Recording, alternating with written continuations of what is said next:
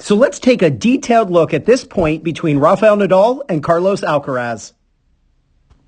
So first, let's watch this point in its entirety, and then we'll diagram it.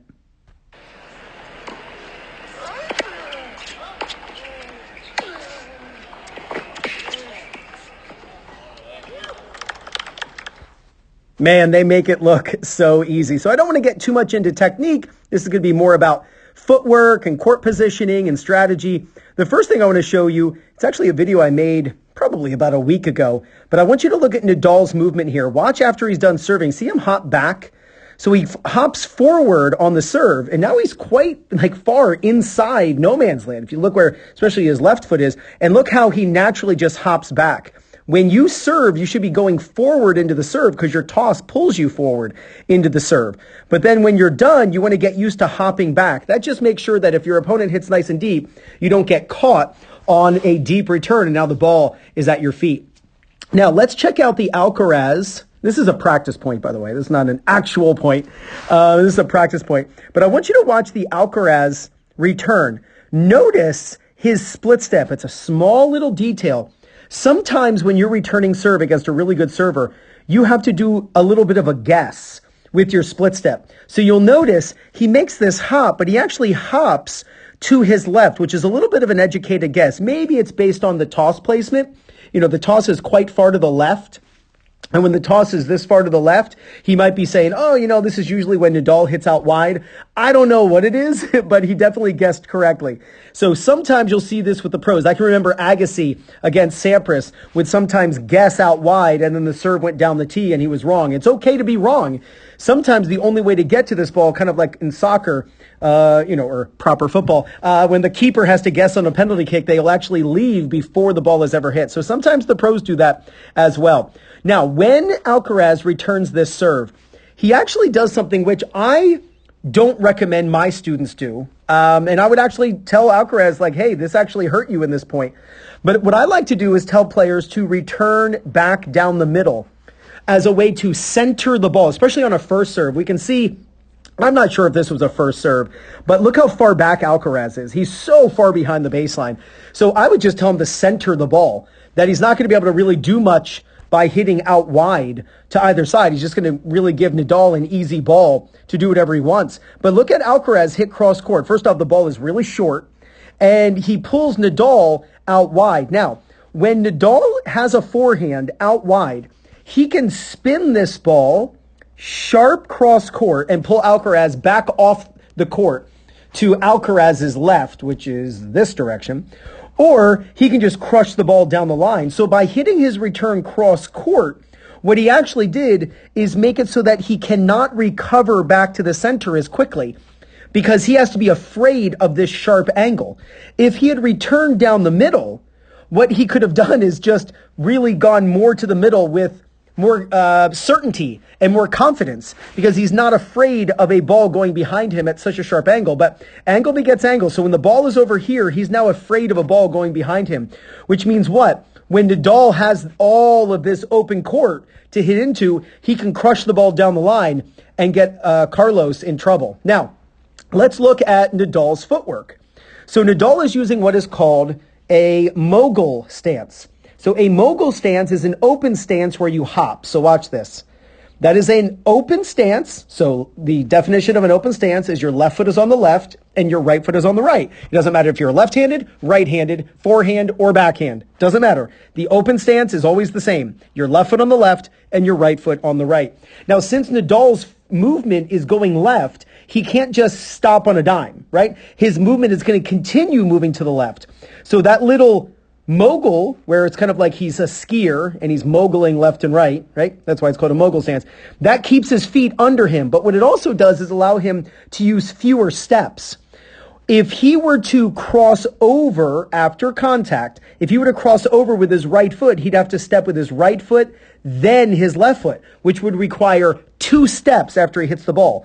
But because he uses the mogul, he can hit the ball and then just use 1 step, which is his left foot, as a way to stop his body and get the foot on the outside of his body as a way to kind of brace himself and not, tip over where his balance is off to the left. He braces himself and he's immediately able to run forward because he got Carlos in trouble. And that's kind of the next idea here. He crushes a down the line ball because Carlos hit cross court. He had to hang over a little bit just in case Nadal chose the forehand sharp cross court. That left the down the line wide open, and he smokes the ball, by the way. And notice Nadal finishes up above his head. So don't be afraid to swing up, right? You can still hit hard even with an upward swing. Now, he hits this ball nice and deep. You can see the ball lands past the service line, which is a great thing. Now, this is where Carlos is now full run. Because Carlos, when Nadal hit the ball, because Carlos was over here, afraid of this ball, he's really far away from the down the line ball. And again, that's one of the reasons why I like to tell people to return serve down the middle. It limits the angle that your opponent has on their next shot, which makes it easier for you to just center yourself for the next shot.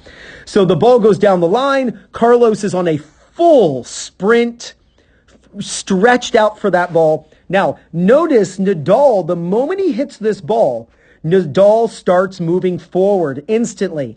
And by the way, he's not moving directly forward. He's moving toward the center. And the reason is he's got to bisect where Carlos might hit the ball. Carlos might go for the cross court, and Nadal's got to be able to get it.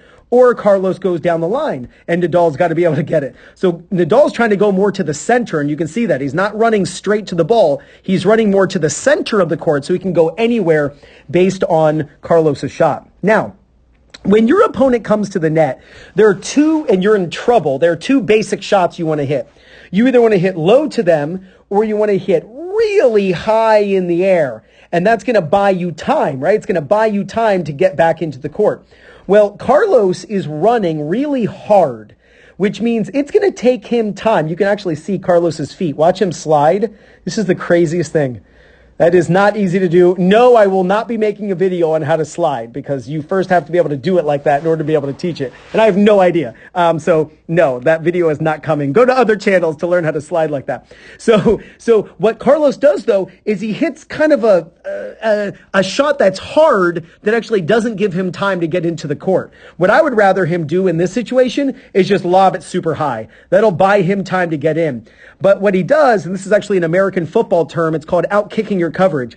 He hits the ball too hard, and now look, when Nadal's volleying, look at Carlos. He's still in line with the doubles line, and he really hasn't even gotten back. So here he is. He hits the ball.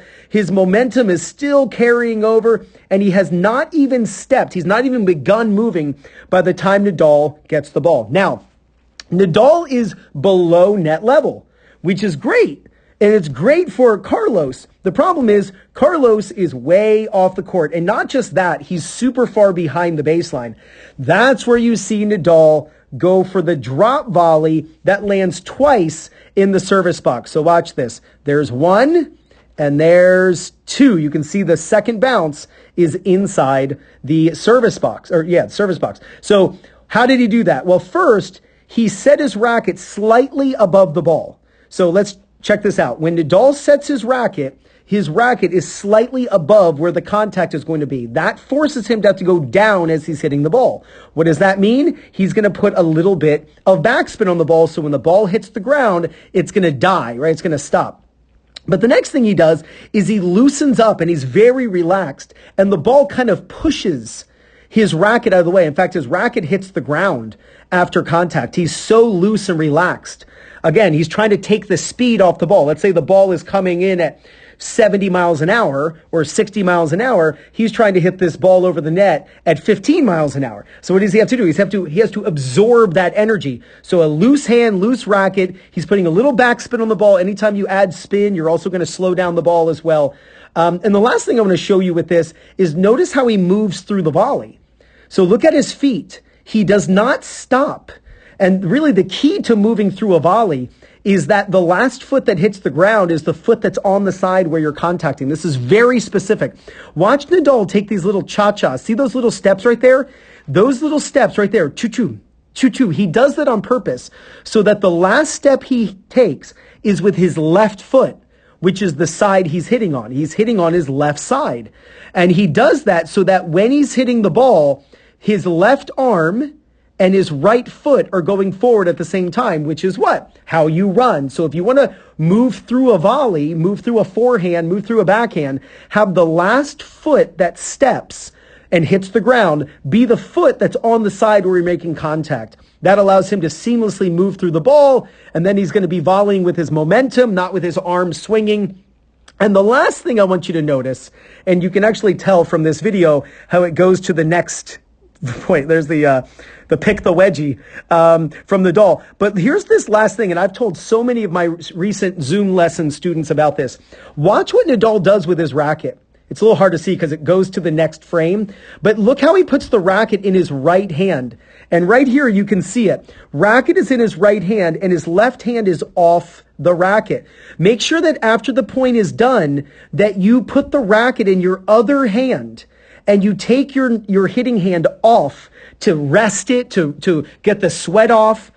Just don't hold on to the racket with your dominant hand for the entire match. You'll definitely tire out your arm and potentially get tennis elbow. All right, let's watch this point one more time. Even though we went through a detailed analysis of it, it's nice to see everything at work at full speed.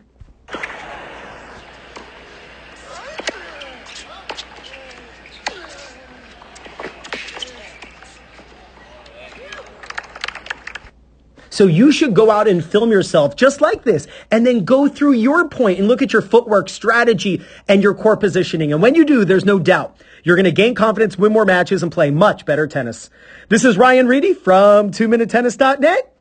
You got this.